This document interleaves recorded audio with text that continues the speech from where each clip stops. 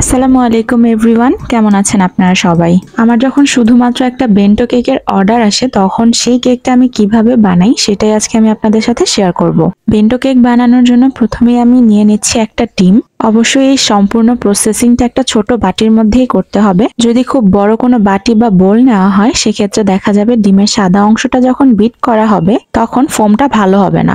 ডিম থেকে ডিমের কুসুমটা আমি সরিয়ে নিয়েছি। তারপর ডিমের সাদা অংশে দিয়ে দিয়েছি 1 চিমটি পরিমাণ লবণ।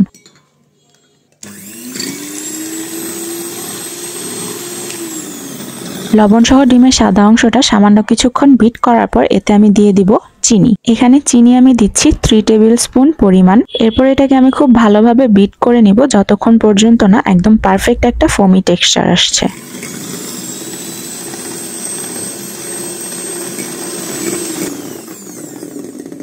ডিমের সাদা অংশটা একদম ভালোভাবে বিট হয়ে যাওয়ার পর আমি এখানে দিয়ে দিচ্ছি আলাদা করে রাখা কুসুমটা। এবার এই কুসুমটা সহ আমি আরো কিছুক্ষণ বিট করে নিব।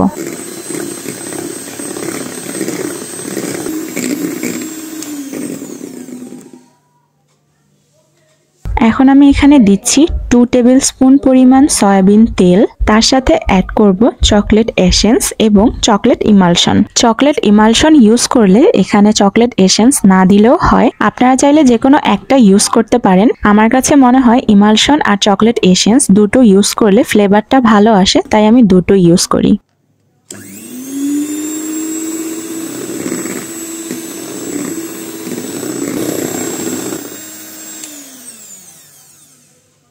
ব্যাটারটা রেডি হয়ে গিয়েছে। এখন আমি শুকনো উপকরণগুলো অ্যাড করে নিব। এখানে আমি নিয়েছি 4 টেবিল স্পুন পরিমাণ ময়দা, 1 teaspoon cocoa powder, half teaspoon baking powder এবং খুব সামান্য পরিমাণ বেকিং সোডা। এই সব উপকরণগুলোকে আমি একবার চেলে খুব ভালোভাবে মিশিয়ে নিয়েছি। ব্যাটারের মধ্যে দেওয়ার সময় আমি আরো একবার চেলে খুব ভালোভাবে ব্যাটারটার সাথে শুকনো উপকরণগুলো মিশিয়ে নিচ্ছি।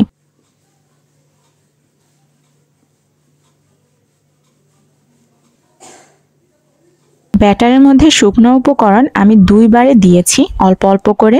একবারে সবগুলো শুকনো উপকরণ দিয়ে মিক্স করতে গেলে মিক্সিংটা ভালো হয় না, ছোট ছোট লাম্পস থেকে যায়। আর এই লাম্পসগুলো সহ কেকটা বেক করলে দেখা যায় কেকের মধ্যে দানা দানা হয়ে থাকে। মিক্সিংটা খুব ধৈর্য নিয়ে আলতো হাতে ভালোভাবে করতে হবে। খুব বেশি নাড়াচাড়া করা যাবে না, একদিক থেকে আস্তে আস্তে ঘুরিয়ে মিক্স করে নিতে হবে। খুব বেশি পরিমাণ মিক্স করলে দেখা যাবে আমরা যে ফোমটা বানিয়েছি ডিমের সেটা বসে যাবে আর কেক বেক করার পর কেকটা ফুলবে না।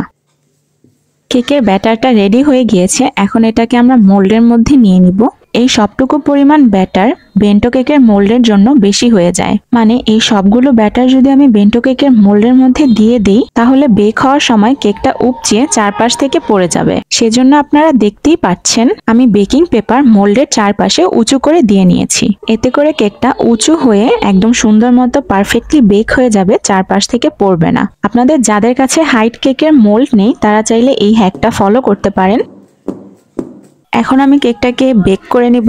আমার ইলেকট্রিক ওভেন নেই, আমি সবসময় কেক চুলার মধ্যেই বানাই। কোন প্রসেসে চুলার মধ্যে আমি কেক বসাই সেটা আপনারা ভিডিওতে দেখতেই পাচ্ছেন। কড়াইটাকে আমি কিছুক্ষণ খুব ভালোভাবে হিট করে নিই, তারপর কেক বসানোর পর চুলার জাল একদম লো ফ্লেমে রাখি। কেকটা একদম পারফেক্টলি বেক হয়ে গিয়েছে। আমি কেকটাকে কড়াই থেকে উঠিয়ে এনেছি। আপনাদেরকে আমি এটা এখন ডিমোল্ড করে দেখাচ্ছি।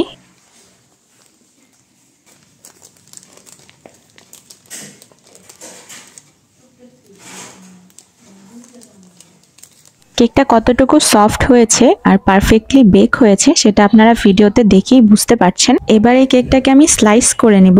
আমার বেন্টো কেকের জন্য 3টা স্লাইসের প্রয়োজন, আর এই কেকটা থেকে 3টা স্লাইস করার পরও আপনারা দেখতে পাচ্ছেন এরকম মোটা একটা স্লাইস আমার রয়ে গিয়েছে। এটা আমি রেখে দিয়েছি, বাসায় খেয়ে ফেলবো। আমি চাইলেও বেন্টো কেকে 3টা স্লাইসের বেশি দিতে পারবো না, তাহলে কেকের হাইট বেশি হয়ে যাবে আর বেন্টো বক্সে কেকটা আটবে না। এই কেকটা ডিজাইন করার পর এর কমপ্লিট লুকটা আমি আপনাদের সাথে এখানে শেয়ার করছি।